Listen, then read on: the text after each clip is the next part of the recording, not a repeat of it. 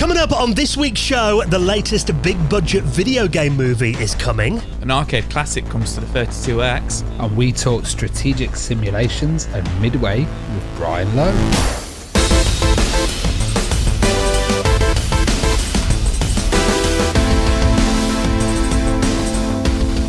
And the Retro Hour podcast is brought to you each and every Friday with our wonderful mates at Bitmap Books. Now, this is everyone's favourite Amiga book. Commodore Amiga, a visual compendium, a real celebration of the 16-bit legendary Commodore machine, celebrating all the early titles like Defender of the Crown, Barbarian, lots more as well. Marble Madness is in there.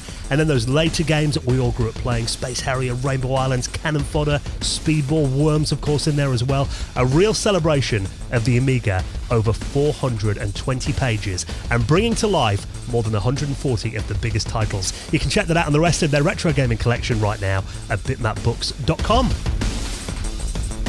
And with our friends at PCBWay. Now, they offer a fully featured custom PCB prototyping service with low-cost, fast turnaround, quality boards. So if you're working on a retro project right now, definitely worth checking them out. They also offer services like 3D printing and injection molding, and they're huge supporters of the retro community. So check out their website, get an instant quote for your project right now at PCBWay.com. Hello and welcome to the Retro Hour podcast, episode number 378, your weekly dose of retro gaming and technology news with me, Dan Wood. Me, Ravi Abbott. And me, Joe Fox. And great to have you joining us for another hour-ish of retro gaming chat, bringing you up to speed on what's been happening in the wonderful world of retro gaming and technology from over the last 7 days. And of course, a veteran of the industry coming on in the second half of the podcast to share some of their memories, their time working in the industry, the incredible games that they've worked on as well. All of that coming up. And of course, a very busy couple of weeks coming up now that we are well and truly into summer. So that's like cutting the grass today. And my sunglasses on this afternoon. You feeling summery, boys? I've planted my vegetables, so I've been tending to the garden. I've had a choc ice today as well. Wow. I don't think I've had a choc ice since I was a kid, but it was always, when the ice cream van would come down the street and he said to you, Mum, can I have a pan for the ice cream? Magical. We got choc ices in the freezer. So, yeah, it always makes me think of bad memories of not having nice ice cream back in the day, but I'm sure they're a lot nicer now, Joe. I really enjoy it. We have got a really busy week coming up. We're going to be out and about over the next week. Actually, quite weirdly, we're all going to be at separate events over the next week. Starting with you this coming weekend, Joe. Sunday, you're going to be selling off all of your video games collection. Is that right? Not quite right. So I'm going to be at the Birmingham Gaming Market on Sunday, the 21st of May, at the Custard Factory, which is just outside of the Birmingham City Centre near the Bullring, not too far from the Bullring. I'm going to be there with my friend Jason as Days of Thunder Gaming, which is his gaming stall. I'm going to be, bit Del-boying, flogging games and stuff. But if you're there and you want to come say hello or whatever, come say hi. I love it. It shows him up as well because he gets really embarrassed when everybody comes over and he goes, "You, Joe." I love it a little bit as well. But yeah, I'm going to be there, doing the sweet deals on Mega Drive games and stuff. And you only charge 25 quid for a selfie, is that right? Yeah, that's right. Yeah, absolutely. So you're going to be there this coming weekend. I was going to make us all do the accent of where we're going to be, but I won't ask you to do a Brummie and I don't want to offend it.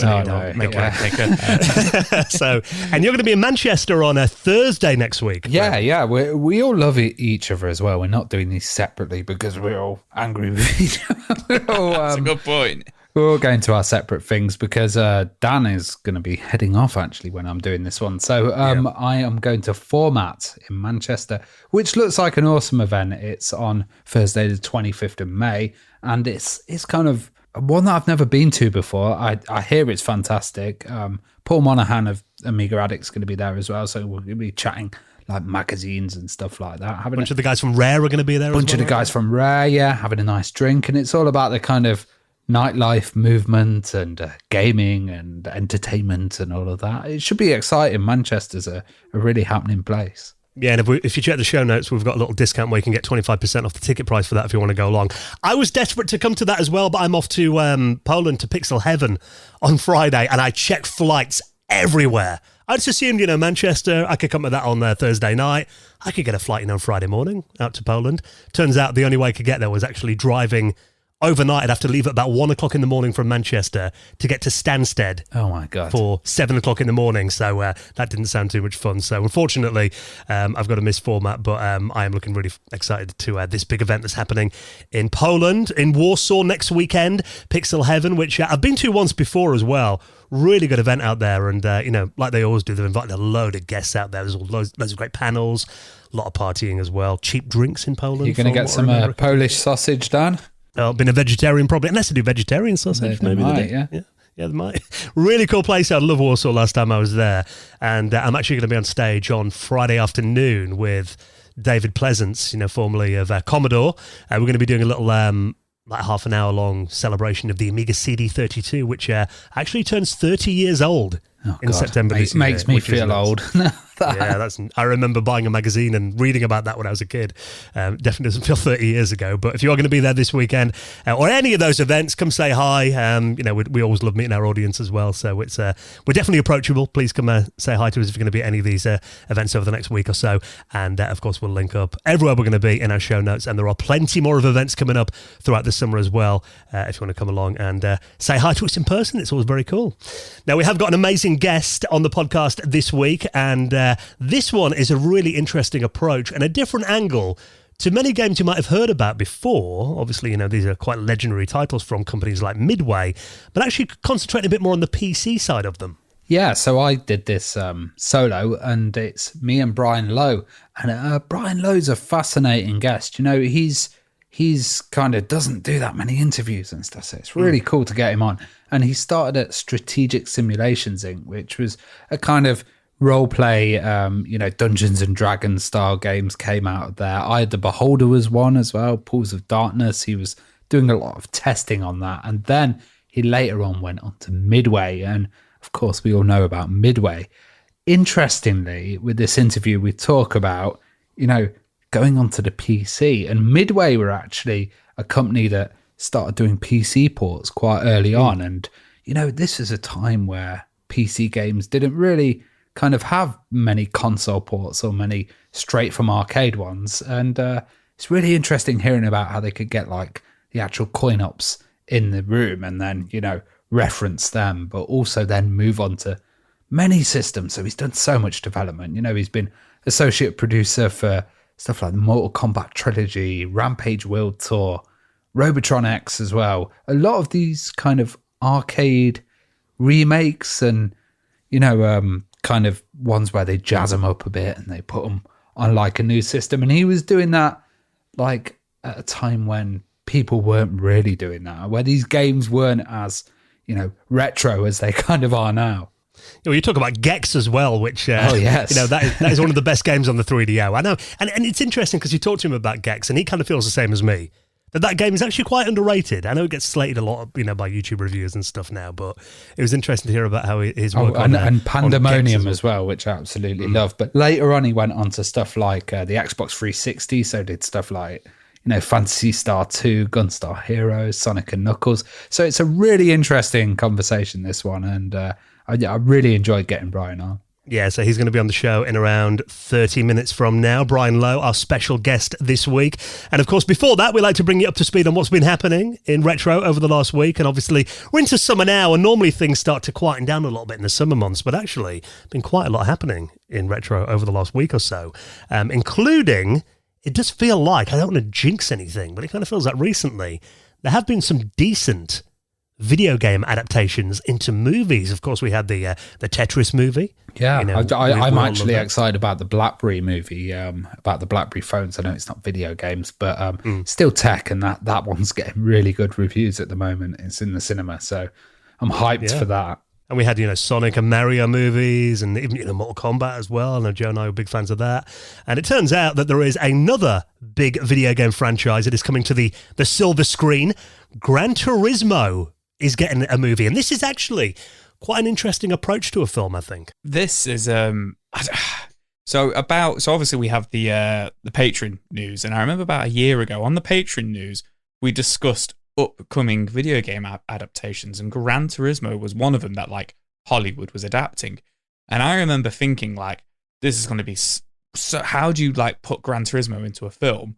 Ravi, either Ravi knows somebody in Hollywood or knows somebody at Sony. It was you who turned around and says, unless they actually base it on the game Gran Turismo. Yeah, me and Quentin Tarantino were like that. And the film from the trailer, it's based on the game Gran Turismo. It's kind of like it's meant to be based on true events, isn't it?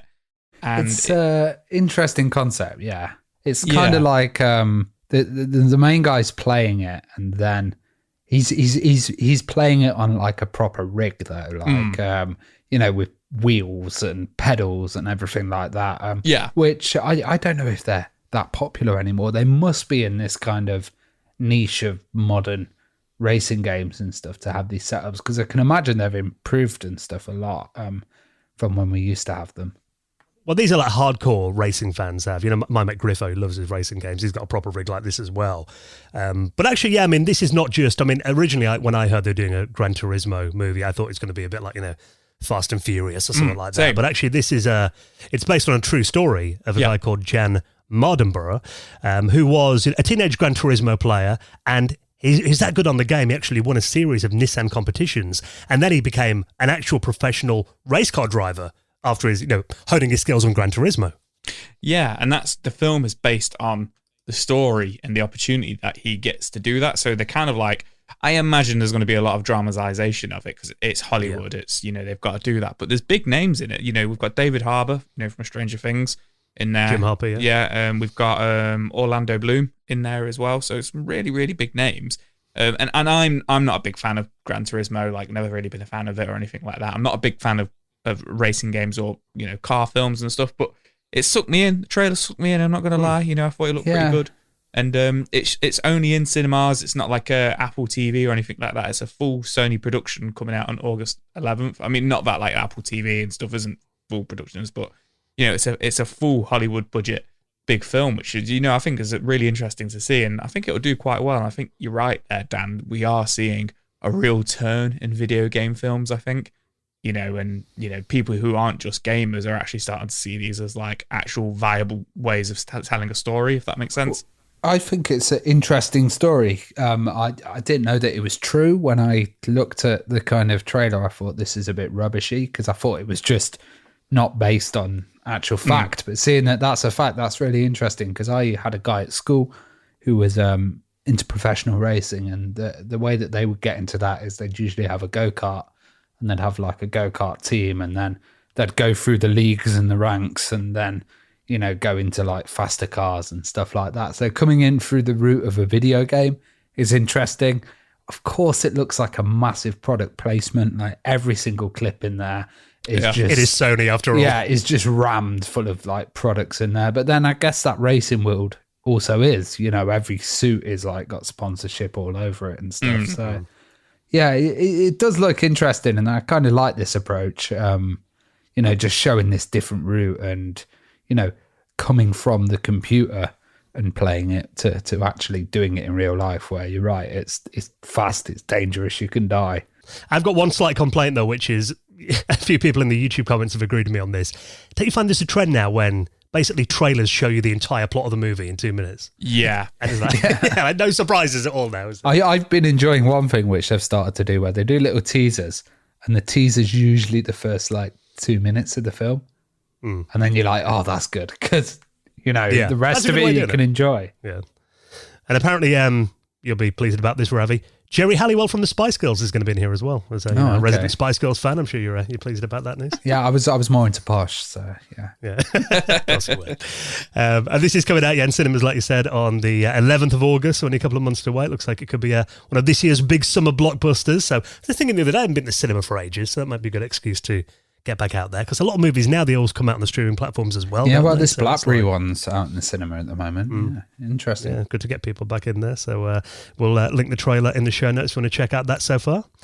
Now, this looks very cool and definitely up your street, Joe. As soon as I saw this, I thought, it is that style that we saw in Cuphead, particularly a couple of years ago. This is a game called Mouse. Now, this is a noir retro shooter inspired by that kind of 1940s, 1950 black and white kind of cartoon style, isn't it? That seems to be very back in again recently in video games. Yeah, I can't help but look at it and think, like, say, Cuphead. Like, it screams Cuphead. And at first, because I've seen this everywhere, I thought it was from the creators of Cuphead, but it's not.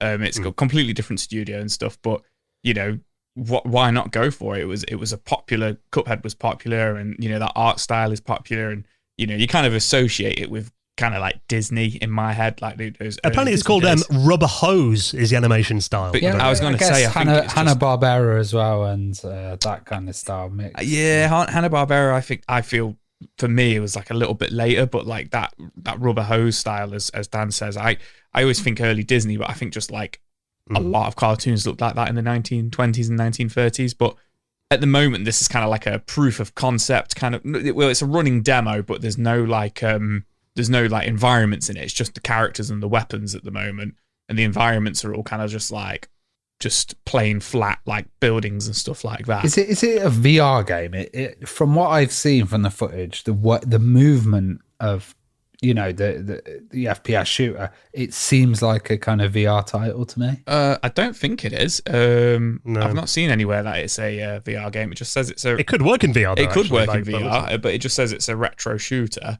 And obviously with it being inspired by classic cartoons, a lot of the death animations of that very like Tom and Jerry, you shoot them in their head and their head blows up kind of thing. Yeah. And, really silly over the top animations, but it looks the characters and the death animations and stuff that look absolutely beautiful. And it's all in black and white as well, which is, something that you don't really see these days. And, interesting to kind of be something that we haven't mentioned, just because it does stand out so well. Yeah, you know what? Aesthetic. It didn't even cross my mind that it was in black and white, because the aesthetic suits it so well. Like, it didn't even occur to me that it's in black and white. I think, because of the animation style and the artwork of it is so good. It just fits it so well. It just fits it so well. And it's being developed by an independent development team called Fumi Games from Poland. So I've not heard of them myself, but that if they can pull this off, I think it looks absolutely excellent. It says it's going to be a story-driven shooter, and it's going to be about murder and deception, in the big corrupt city. That might indicate to me that there might not be much of a multiplayer on it, and that wouldn't surprise me because of the art style. I think some of the animations are going to have to be very scripted, if that makes some of like the story, it's the interesting. campaign levels and stuff. It says the way that you approach people, you can differ. So you can do like run and gun, or jump and dodge, or carefully plan the attacks. Last of Us or something, where you've got the kind of choice of going in there and taking on a level, and that adds a good replayability factor in there. Yeah, Yeah, absolutely. I love the weapons as well. They're all kind of, from that era on. Like your Tommy guns in there as well. You've even got like a dynamite, that looks very old school Disney, like you said, or Warner Brothers. So yeah, I think it does look really interesting. And I mean, obviously the first person genre is a genre that's kind of been, done to death over the last 30 years or so. And it's interesting to see kind of a quite creative and unique approach to it, isn't it? I think definitely it looks different to any other FPS game that I've played before. And currently there is no release date as yet, and like Jay said, it's only pretty much a trailer that you can watch right now. But if you keep an eye on the Steam page, I'm sure there'll be a. I think there's a few hints to it being VR here, where you've got on the Steam page it actually says partial controller support. So maybe like the controller support would be changing weapons or something. But I'm just hoping this is VR, because I want to get into a like mad animated 1920s land. Yeah, and it does look like the style of it would really suit virtual reality, actually. Some of the screen shaking and stuff might make you a bit screen sick. We'll have to turn that down a little bit if it's in VR when you shoot your weapons. But yeah, it does look very cool. So that's got Mouse. Release date to be announced. Now, I always love seeing updates to my favourite games, and I always like seeing games ported to hardware that doesn't get much love these days.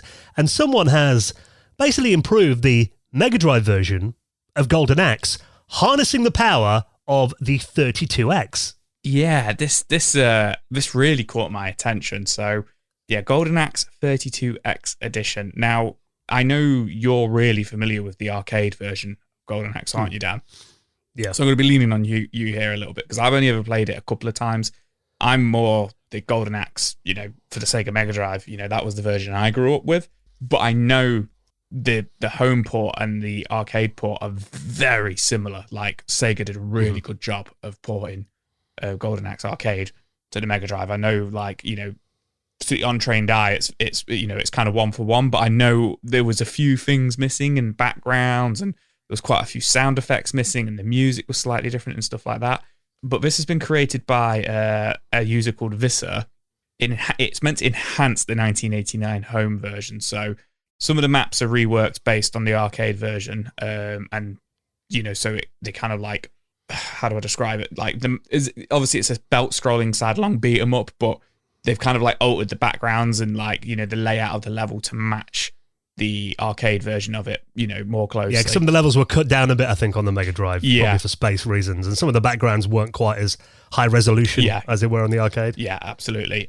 It's improved some of the animations in the backgrounds and some of the animations in the enemies.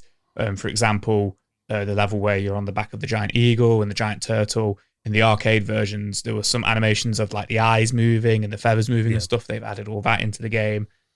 Uses the door animations, which were present in the arcade machine. It also has the demo where the game plays itself and shows off the magic. So they're all just like little like things that make it a lot closer to the arcade experience. But something you pointed out to me when we were talking about this earlier on is the sound effects of the game are still the Mega Drive version. Is that right? Yeah, I mean, by the looks of this, I haven't tried this ROM hack yet, but from the video I've watched, that's one thing that I would like to see more of in ports of Golden Axe. Because even when you play, the version on like Xbox Live, that hasn't got because in the original arcade game, they sample sound effects from movies, didn't they? Rambo. There's a lot of like, Rambo screams and stuff in there as well. I understand why they don't usually put them in. Because obviously, copyright wasn't really much of a thing in video games. When that came out back in the late 80s, they could kind of get away with it because video games were quite an underground thing. So I get why now they don't, but I think, for a fan project, it would be nice if they'd maybe could insert some of those, the actual movie rip sound effects into their home ports as well. Yeah. It could be one thing that they do. Yeah, I mean, for me, whenever I play Golden Axe, which is definitely a yearly thing, on like a Mega Drive compilation, I always do the sound effects like from the enemies dying when they just go like like that. Like I do like them. Yeah.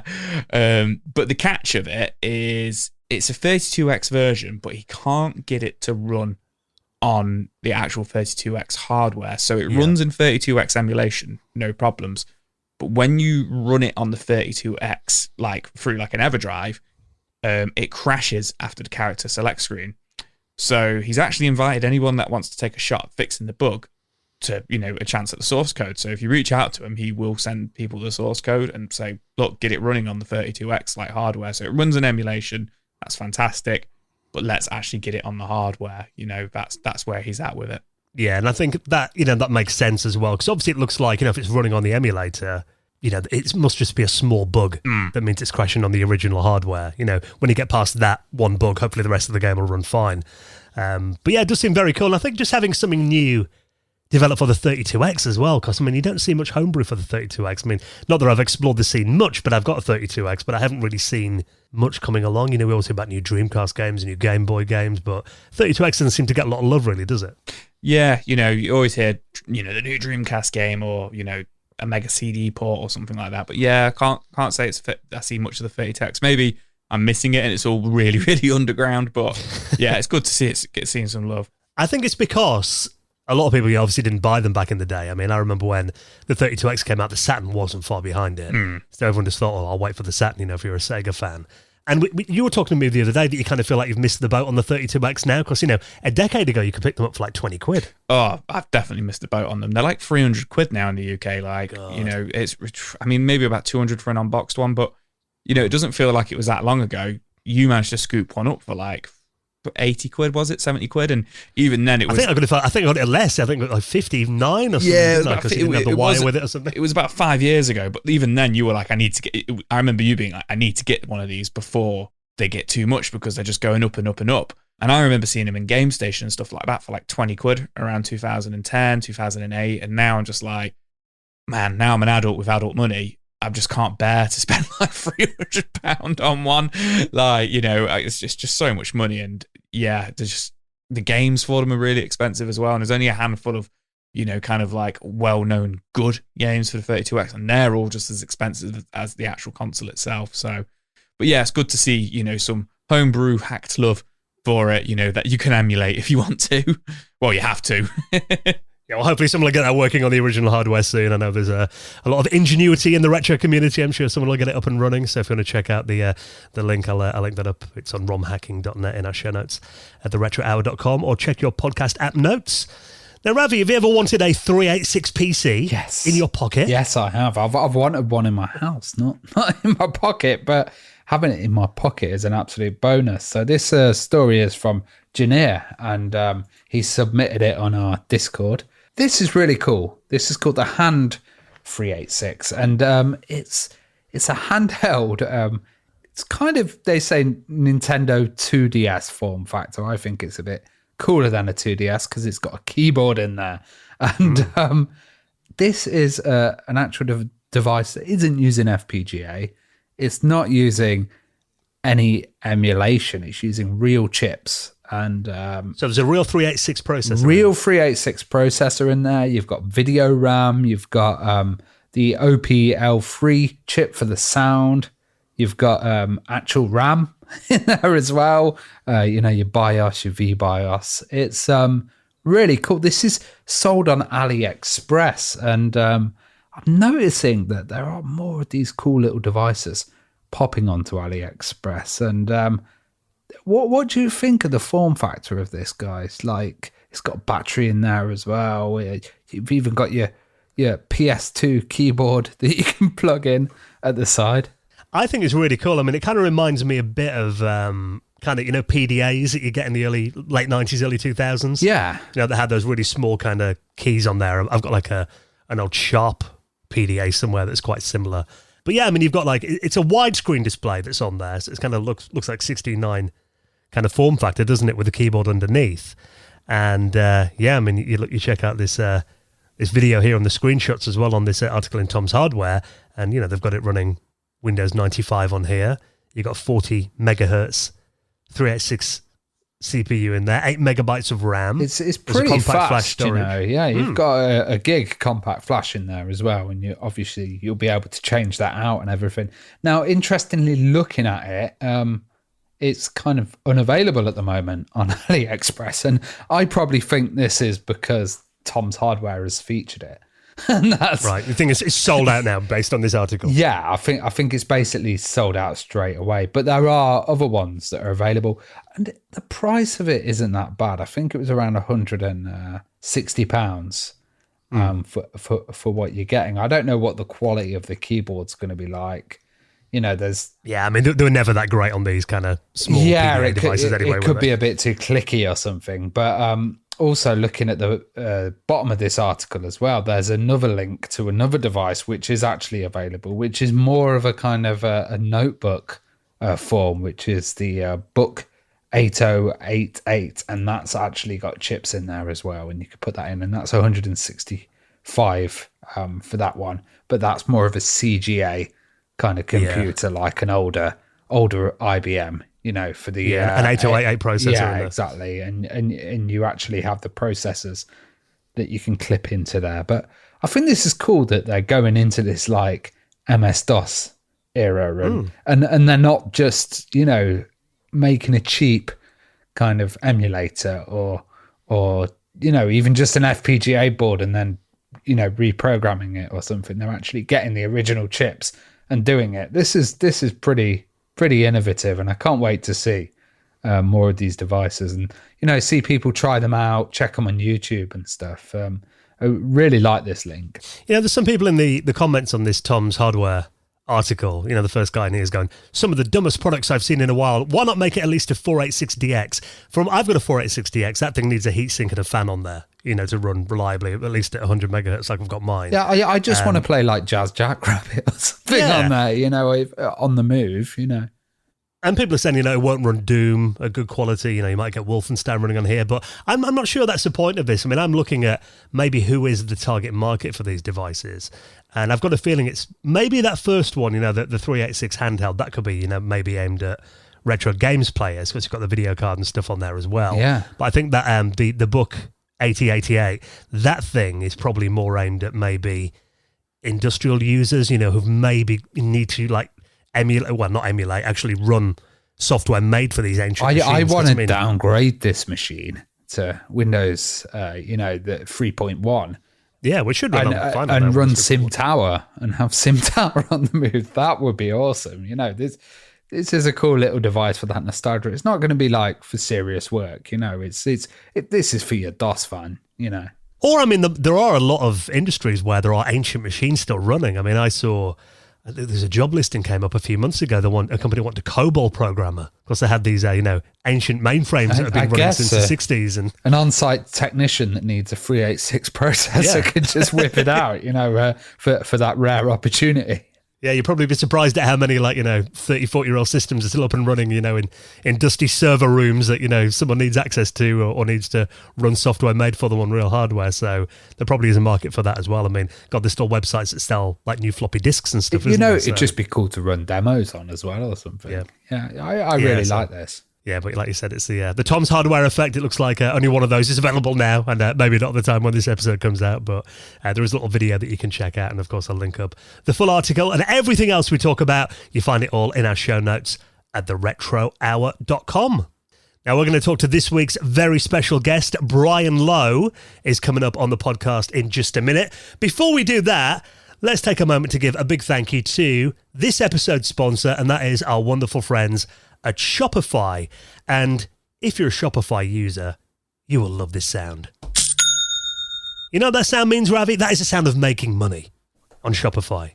Oh, yes. I think Shopify is great. It's so hard to set up a stall and kind of, to set up all that e-commerce yourself. And Shopify does a lot of it for you. Yeah, and actually, there is so many different use cases for Shopify as well. It is the all-in-one commerce platform. You can start, run, and grow your business on there as well. And it seems like, at the moment, particularly after, COVID and stuff, a lot of people are starting a side hustle or even becoming their own bosses as well. And that sound means that you've just made another sale on Shopify. Now, I've actually got a friend of mine who he was actually writing some books and originally started to sell them on his own website. And he was doing, like you said, Ravi, he had a form on there, people would have to fill in, he'd have to get in touch with them and ask them to PayPal money over to him. And then he'd have to, get their address off them and email, send it out in the post and everything. Such a headache trying to do that yourself. And the thing is, whatever you're selling online, it could be books, it could be retro games, it could be hardware that you're making, it could be any business, whether you're selling online or even in person as well. Using Shopify just takes the headache completely out of it and lets you grow your business as well. And it covers all of your sales channels. So you've got the shop ready point of sale system to the all-in-one e-commerce platform. One thing that's really cool about Shopify is it even lets you sell across your social media marketplaces. Oh, that's great. Stuff like Facebook, Instagram, TikTok. It takes care of all that for you as well. They're like the market leaders there. And they've got industry-leading tools ready to help your business grow, give you complete control over it as well. And the most important thing, and I think because your day job is web development, isn't it? And the fact is you don't need any coding experience, or you don't have to learn design, do you? Yeah, that's great. You're not sat there updating it constantly and trying to kind of maintain it. It does a lot of the work for you. And it's also got, 24/7 help as well, and a whole extensive business course library. So it's really good, and it supports you on every step of the way. Yeah, so it really takes a headache all out of it. And like I said, my friend, he's now selling his books online. Shopify takes care of all of it for him so he can focus on what he really loves doing, which is writing more books. So no matter how big you want to grow, Shopify will be there to give you the confidence and control to take your business to the next level. So if you're selling anything, why don't you try Shopify today? They'll make it a reality for you. And check this out, right? We've got you a great offer. You can sign up for just £1 a month for a trial period by using our exclusive link. Let Shopify know that we sent you there. Helps the podcast out as well. Everyone's a winner. Head to Shopify, that's shopify.co.uk/retro hour. So that's shopify.co.uk/retro hour and take your business to the next level today and get ready to hear lots of this. And a big thank you to our friends at Shopify for their support of our show. Now, of course, we are getting towards the end of the month again, amazingly. That does mean next weekend, it is going to be our favourite weekend of the month. The Patrons Hangout is going to be on. I do actually land back from Pixel Heaven in Poland, I think at 7 p.m. on Sunday evening. Weren't you saying, oh yeah, I could just put the patrons chat on in the car and just kind of drive back and have it on in the background, which might work actually. I don't want to miss it because I love the patrons hangout. So I think, yeah, man, I've got my AirPods. I can just have it on audio only in the car or on the Bluetooth while I'm driving back, or I might hang around in Stansted Airport for an hour and hop on. I really don't want to miss it because it is, it is my favourite. Dan just at Burger King. Eating there's a good idea, making us all jealous. So if you sign up on Patreon this weekend, you're going to get an invite to the Patrons Hangout that is coming up on the last Sunday of every month. We usually do it, so that'll be Sunday the 28th of May. And Patrons Hangout, I mean, Joe, it's just a giggle, isn't it? Absolutely. I always see it as just like hanging out with friends, and it's always really funny to see where the conversation goes. Like, obviously it always kind of starts with tech, and then we talk about films. Sometimes we end up talking about like ostriches and emus and what the difference are between them and stuff and Joe's eyes glaze over when Amiga chat comes on. Oh yeah, we return back to another subject. yeah, we can go from ostriches to Amiga just like that. Like, it is crazy, but I'll keep saying this. I really have made friends on the Patreon Hangout. Like, I'm really looking forward to meeting some of them at Ravi's event as well. Like, it's just an absolute blast. And like Dan says, like, I'd be gutted if you missed it as well, Dan, like, because of it is just like hanging out with mates, having a cider, having a beer. It's really, really cool. And we're looking at like kind of like alternating the dates a little bit. And it's always good to get some patrons on the show as well. So we'll be having a patron on the show soon as well, because it's always nice to have their input. Yeah, so if you want to sign up to Patreon right now, it's a very good time. Get invited to the Hangout next weekend. And for our Gold members and above, we will be recording another episode of our bonus podcast, of which there are now 35 episodes that you'll unlock if you back us as a Gold member above or on Patreon. The Retro Hour After Hours, and Joe actually came up with a really good idea. We might be quizzing each other on the next episode. You've not told You've Ravi seen Mastermind on T. Yeah, we haven't told Ravi yet, but you've seen Mastermind on telly. The pressure. We're going to pick our specialist subject and we're going to quiz each other. This should be a bit of a giggle. So we're going to be recording that next week, so you'll get access to that too. And of course, the main reason that you're doing it, you're joining us on Patreon, is just to support this podcast and make sure that we can keep bringing episodes out every single week. It really helps us out. And of course, we do welcome all new patrons into the most prestigious high score table in the world of retro gaming, and that is the Retro Hour Hall of Fame. Hall of Fame. And a big thank you to our latest backer, that is James Stewart. Thank you so much for your support. And all the details to join us on Patreon, join the community, are on our website at theretrohour.com. Okay, the next, going to get some stories from the days of Strategic Simulations, the legendary Midway, porting arcade games to PCs back in the day, with our very special guest, Ravi, talks to Brian Lowe, next on the Retro Hour podcast.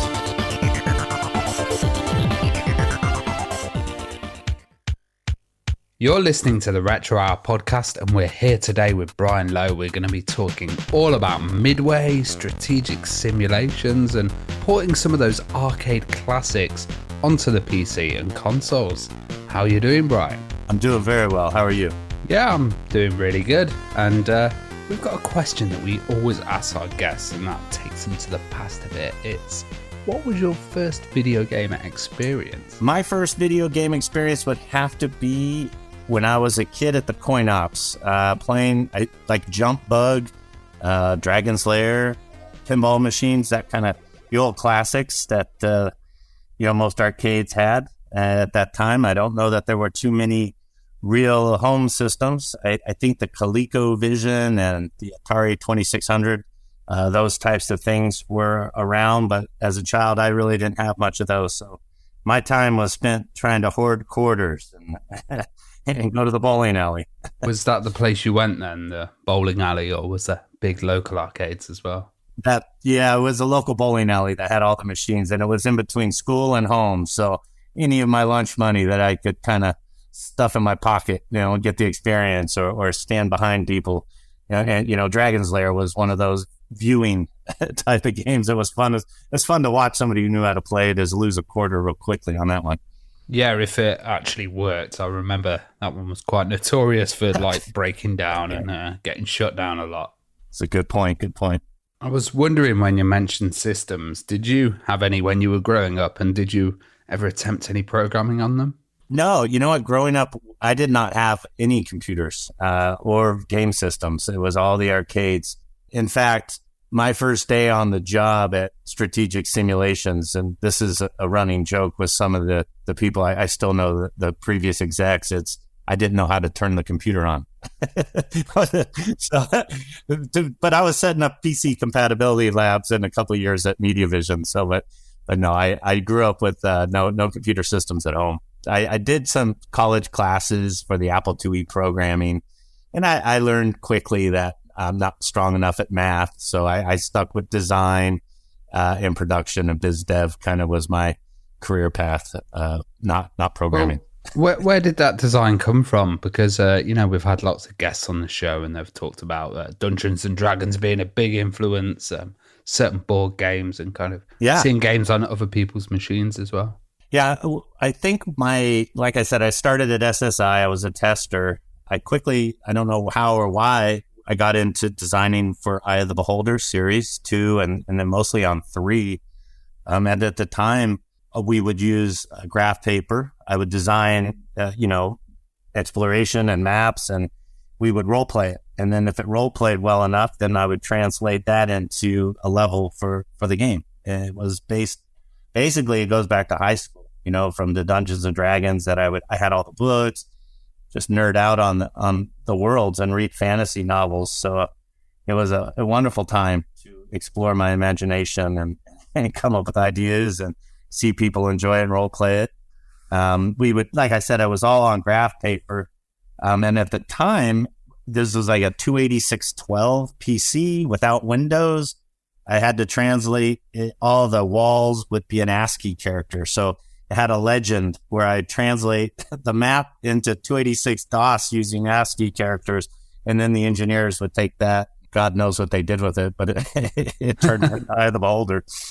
Well, I've never heard of people going into ASCII and doing it. The only time I've seen it before or since. It was I didn't, I was new. I didn't know I was learning ASCII, so it was kind of cool. Well, how did you hear about Strategic Simulations, and how did you get the job as a tester?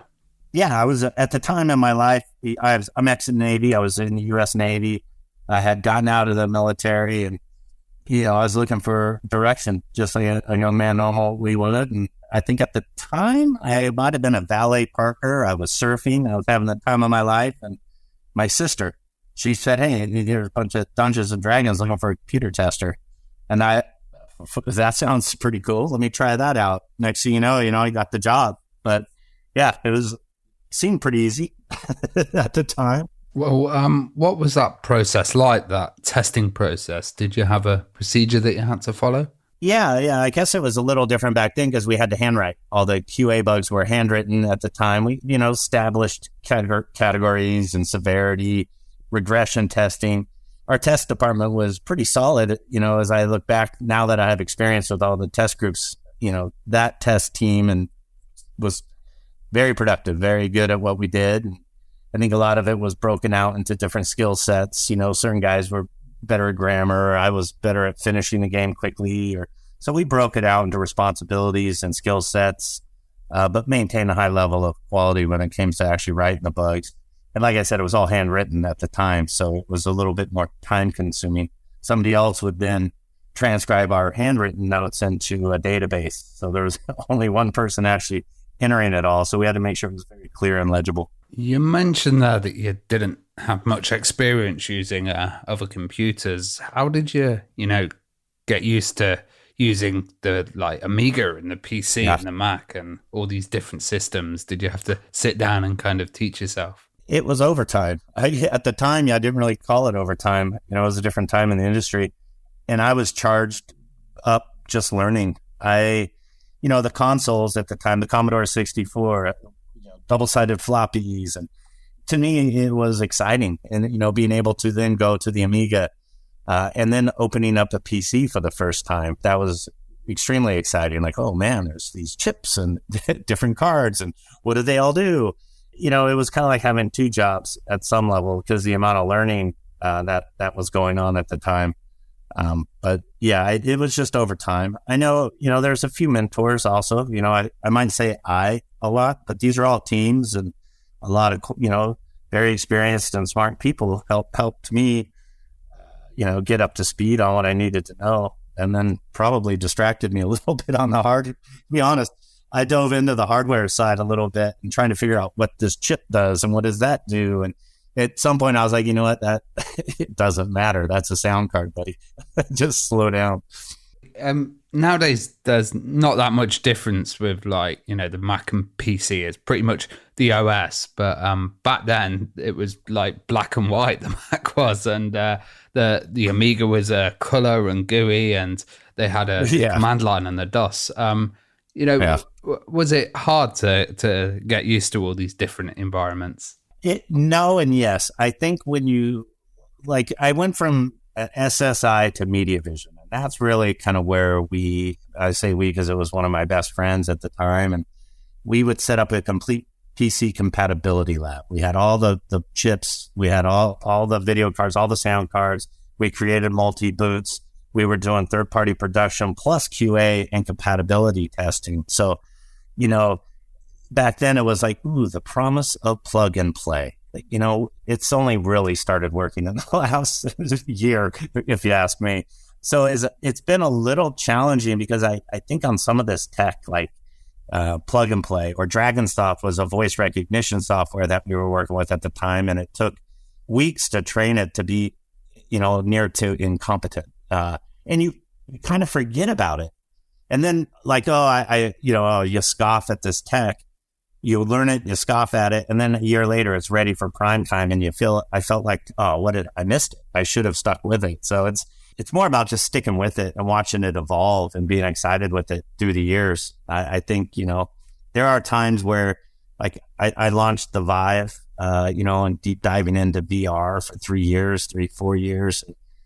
At some point you get PTSD. I don't want to do NFTs. I've just got done with VR. So, it's about the desire to learn and track all this stuff. It's just exciting. If it doesn't wear you out. Yeah, I remember some of the voice recognition wasn't as good as it is nowadays at all. I was wondering, you were testing Pools of Darkness and Eye of the Beholder. How much influence did you have? Did you manage to put anything into those games? Yes. At the time at SSI specifically, and most times actually, all my roles where I've been part of QA, it's either QA production or just QA. I was talking directly with engineers and production and they were very receptive. Like, hey, this, as a QA, you don't go in and just say this sucks. Use it. This isn't optimal and this would be better. And understanding the limitations of the engine or what they're working with. So I think, again, as I said, the SSI test team, we knew the engines. We knew what they were capable of. And our suggestions were usually only tapered by time. Like, we don't have enough time to get to this. They were always received well for the most part. Seen as a path to getting onto other things, testing, or just kind of a summer job? For me, it was a career. I had never felt like that before, and I was excited to learn. And I think some came in with summer jobs, the students that coming in, but I think most people back then saw it as an opportunity to get in the industry, understand what kind of discipline you're good at or like to do, and then strike out from there. I went into production and, biz dev and some of these other areas, but I've never left QA and design behind, right? It's always been there behind me or next to me. It depends on my roles. But I think, at Midway, I remember we had a very large QA department and all the producers that followed us, the first bunch, were out of QA. And there's a few now I still deal with that are, I pulled them out of QA, we train them, and now they're on the other side of the table. I think I trained some of them too well. Moving out of that fantasy genre, you ended up joining Midway. What was it like joining Midway, and how did you find out about them? Yeah, Midway, let's see, where was I before? I'm going to guess here. I think I was at North Star Studios in the Bay Area. We had a couple titles canceled. That was closed the studio at the time. I was on the hunt. I think it was a friend recommendation that they were starting. Midway had just started a production team internally. I didn't know this at the time, but basically Acclaim did that first NBA Jam and made a lot of money. Midway said, well, we should do it ourselves. So he was brought on as the first producer in their third party group, and we grew from there. It was a pretty charged environment, I'll say that. It was different than SSI. At Midway, you mentioned the NBA and getting into that kind of sports genre coming from fantasy. What was it like, getting into rosters and all of the kind of sports stuff? Yeah. So the licensor side of stuff, I would be doing TSR. So, working with the Dungeons and Dragons license or NBA.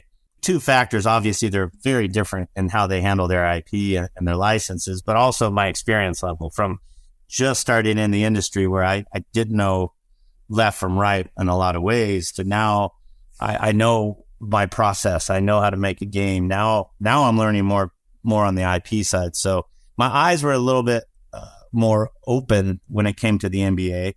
As far as the content goes, I loved NBA Jam. We were playing that before Midway, so it was exciting to be able to work on a title that existed, working with the NBA and bringing these titles home, trying to figure out how do we make these better for the home consoles.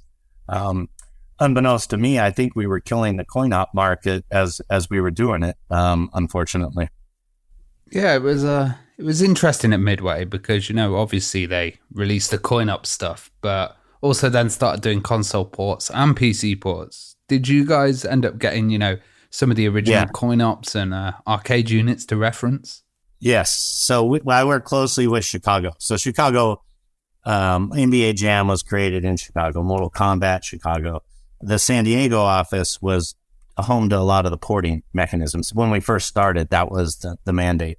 When it came to NHL Hits, that was an original through me that was an NBA Jam, NFL Blitz. I was working on the hockey, but for the most part, taking the original code base, working up digital clips, some of these engineers that, they can take this binary code, port it over.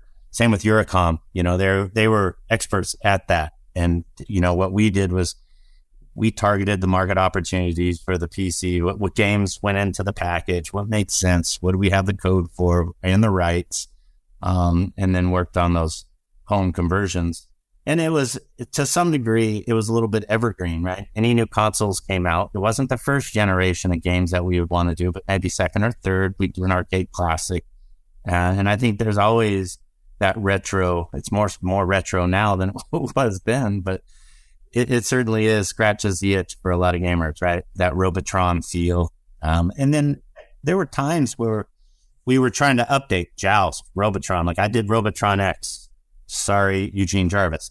But that was the first title I think I had when I came on board at Midway. It was, hey, what do you want to work on? Well, what do you need me to work on? And it was Robotron X. And, we tried to pay as much homage to the original as possible and make it a fun experience. But sometimes I think it's just best to leave those alone and let them stand on their own.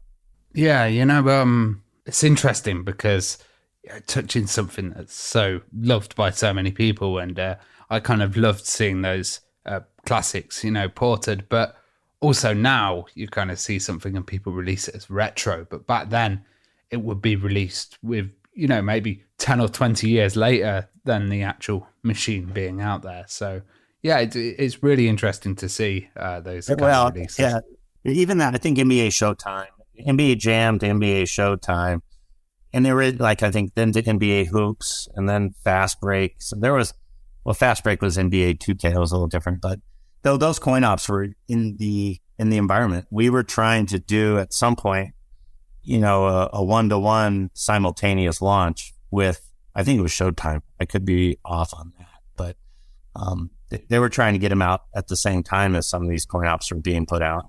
At Midway, internally at San Diego, they were doing coin op development internally at the same time we were doing external development. Yeah, it's interesting going onto PC at the time and getting, console and arcade ports on there, because a lot of the games were, strategy, and there were quite a lot of serious games on there. Was that kind of an idea to expand that market? Yeah, is PC distribution at the time. Again, expand the market. If it's Midway, if there was a device that played the games that we could put it on, we would explore that as an option. Handheld, PC, console, as phones. I don't think we did phones at that time, but yeah, we would explore anything just to maximize the business opportunity. It was a challenge to some degree on the PC side, just because it's a keyboard. It's an arcade game designed for quarters, not extended play. Like I think you brought up strategy games; those are deep. It takes a long time to play. You sit down and you experience it. Where coin ops are meant, here you're holding a beer in one hand and you're shoving a quarter in with the next, and you're having a good time. They're not designed for that type of experience, but we did the best we could. Yeah. Also, I guess a lot of consoles, come with a gamepad, where the PC would have to have the option of playing with a keyboard or supporting one of these third-party gamepads.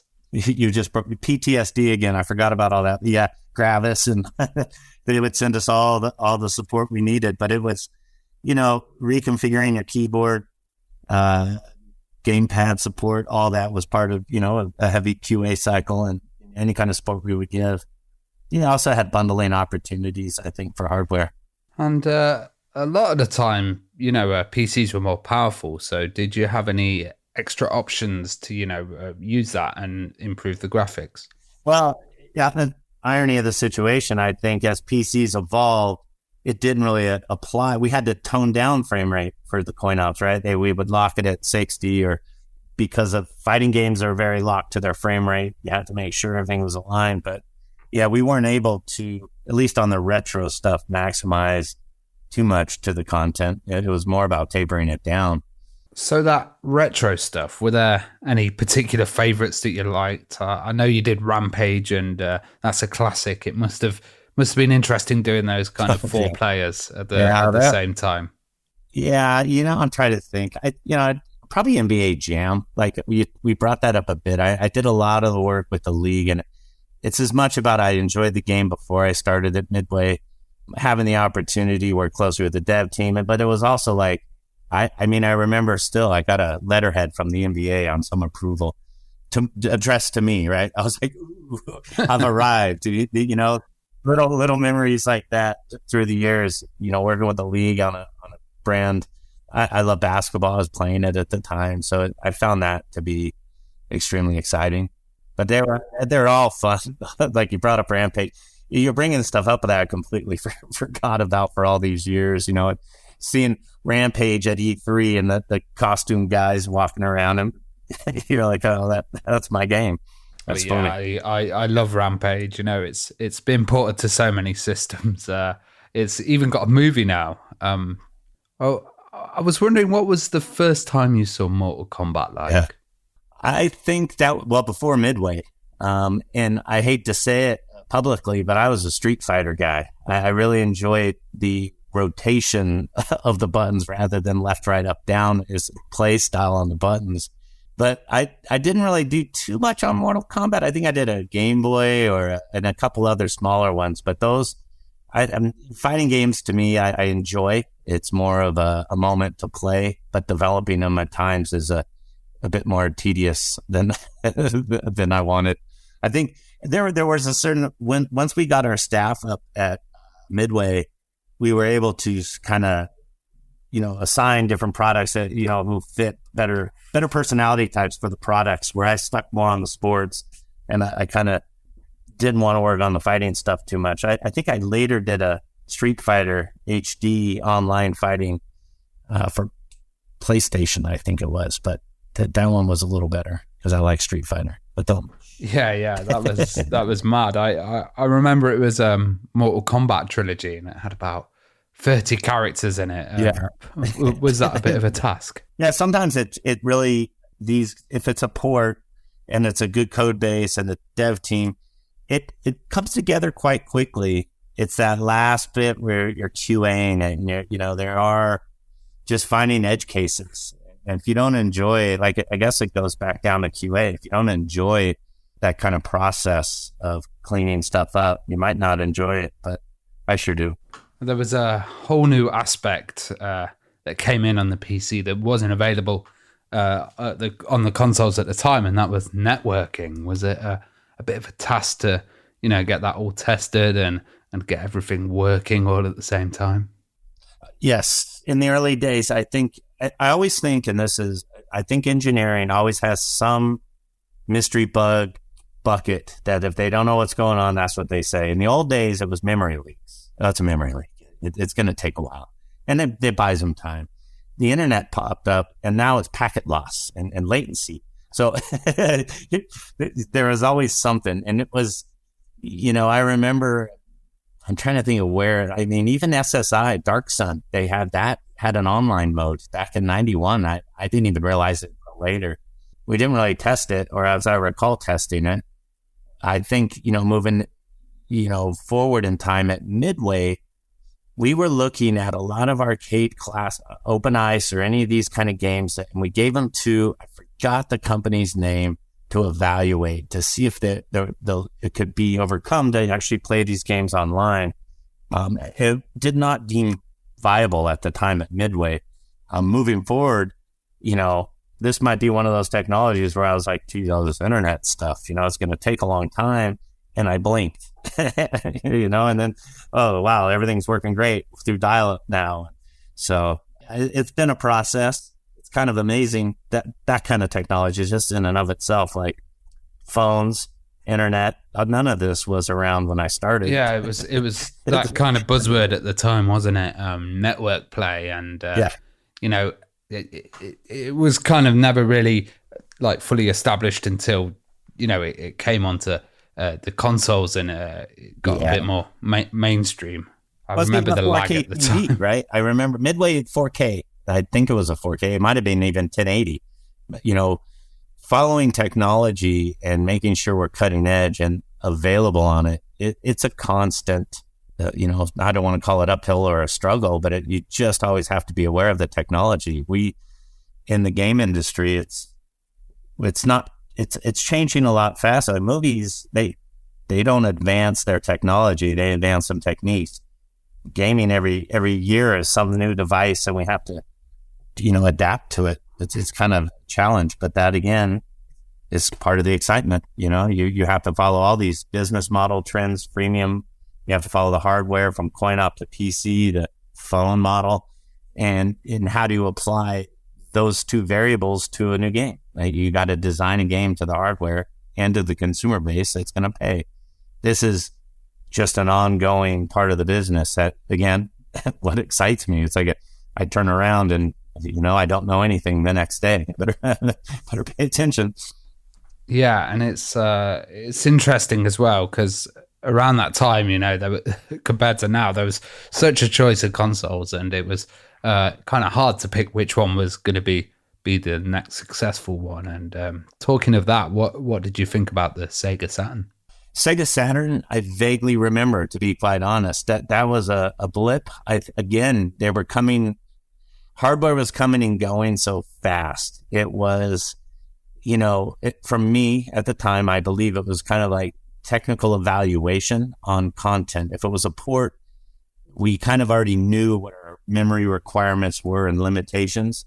It was almost more about the development, the partner relationships that the hardware manufacturers had, as Sony, Nintendo, Sega, Microsoft, any of these companies, as we started working closely with them to put content on their hardware. I was probably more on that relationship side than it was, creating assets that go into the game. But they were just learning as they were going as well. You mentioned relationships there, and I was wondering, with Nintendo kind of releasing games and you releasing games on Nintendo systems, were they a bit stricter than others? Were others a bit lax, or what were the kind of rules like? Oh, those chopper attack, yeah. Yeah, I did a lot of N64. They all, I'm trying to, so between the big three, Sony, Microsoft, Nintendo, and Sega at the time, I think was probably bigger than Microsoft. The Xbox hadn't came out yet, but they all had, Sony was probably the hardest. They would do a concept submission. So before you had the right to even develop the game, they had to approve a concept. Then they developed it. Then they had to approve it to be manufactured on their discs, etc. Nintendo, I think, was less strict up front, but all of them were very good at a quality bar and making sure the bugs, were found. They did their own some layer of testing, and they would come back. I can't remember specifics on which ones. Probably mostly Sony. Fix this, fix that before we approve it. So they were all pretty serious about it. But depending where you were, like Midway, I think there was a Mortal Kombat one out with a crash bug in it. It got found. But it was, we knew about it. There was Toys R Us ads, $1 million a day penalty that, you hear about all this stuff, and they leverage those top level relationships to get approved. But they're all pretty serious about it. You mentioned the PlayStation there, and you did the Midway classic collections for them, and I was wondering, were they like run with emulation then, and how important was it to get them accurate and close to the original? Yeah, it depends on the game. I think some might have been emulators, if not a lot. I think Digital Eclipse, again, all credit to them. Almost all my PC arcade classics, or most any of them, went through those guys. They had the original ROMs. They backward engineer them. They ran emulators, and it had to be one to. If I was doing it, I wanted it 1-to-1. Like that didn't feel right, or we would try to get it as accurate as possible to the source. And I mean, at the time, I don't think this King of Kong, Donkey Kong, championships and all that stuff was relatively not happening, or relatively in the back behind the scenes. But we still felt the same way. If you were on an arcade and you had a high score and you felt it and you had patterns, Pac-Man patterns, we would make sure that the games that we were shipping were the same, as at least as close as we could. I think it's so important that, making sure that there's like no lag or keeping that pace and the same speed as the original game would have. That's right. And that's what I said earlier. So I think at some point, PCs, frame rate, everything got cranked up, and we'd have to reduce it all down to the right, speeds and frame rate for that, to make sure it's all right. And tried, like I said, 1-to-1 as close as we could. A title that came out back then was a quite underrated character, Gex the Gecko, and he originally came out on the 3DO, and really interesting, kind of groundbreaking title that was. That's right. Did you think Gex was underrated? I do. So that was an interesting, because again, we got the rights from, I think, 3DO or at the time, and there was people on the other side of the fence I knew. So I was like, okay, it was that and Pandemonium. I produced both of those at the same time, and I liked Gex. I was actually a little bit like released. It didn't do all that great. I don't remember what the numbers were. But I remember somebody saying, well, it's a gecko. It won't do well in Japan because they're cockroaches. I just couldn't understand. I do. I do think it's a little underrated. Not sure why. I thought it was a cool character and a fun game. Well, we've got to mention Pandemonium then, because that was a really interesting title. That kind of 2.5D. You had 3D, and it was still kind of a side-scrolling platformer. What was the development like around that title then? Pandemonium was easy. Actually, there was a producer over there that I worked with closely, Carolyn, and I recall it went so smooth that Gex was less smooth. Pandemonium was smooth. I spent more time trying to figure out problems on Gex, and I realized it wasn't about the product on this. My lesson I learned on these was more about spend more time with the quality people. Just don't overlook them, because it was a smooth process. It was porting, plus I think we did some special content for the hardware manufacturers would want, hey, you're not just going to port it, do something special. It all went really smooth on Pandemonium. So I really, for me, I remembered more about Gex because I was going through some approvals and some contract stuff, and it was just a pain in the ass. And I look back and I go, I should have spent more time on Pandemonium because that one was a joy. Yeah, I loved it. It came out over time when there was lots of like violent games and stuff, and it was just this kind of family-friendly, fun kind of title. Yeah, I mean, we would do things at E3. or, any kind of press events, occasionally they'll con me into getting onto some interview or something, something like this. I'm not the best public speaker, but yeah, I would attend those now and then. Honestly, sometimes when those events happen, I prefer just hanging out with some of the dev team and just keeping on the quiet side. You kind of were doing something that we nowadays call demakes, which was, kind of cutting down games and putting them on the Game Boy Color. What were the tough decisions that you had to do back then? So going back, my memory not be serving me well. I think I worked on a Mortal Kombat and a 720. I'd already done the PC and other ports where I knew what 1-to-1 was, and I couldn't do that on the Game Boy Color. I felt at the time I was doing the game and the hardware at disservice. There were times it was a management, like, hey, it's a smaller system, it's a smaller budget. And I'm like, it doesn't work like that. And I really feel like I missed an opportunity to create great content on the Game Boy Color, because we were trying to cram some of these, known IPs and using existing code bases. And to me, it was I did a disservice to the hardware, I think, if I want to be honest. Not that I had much control over budget or any of that, but I just felt like some of the quality could have been better. The Xbox 360 was kind of an interesting console. It had Xbox Live Arcade, and it kind of embraced some of those older games and older titles. What did you think of it, and did you see it as a kind of home for some of these older titles?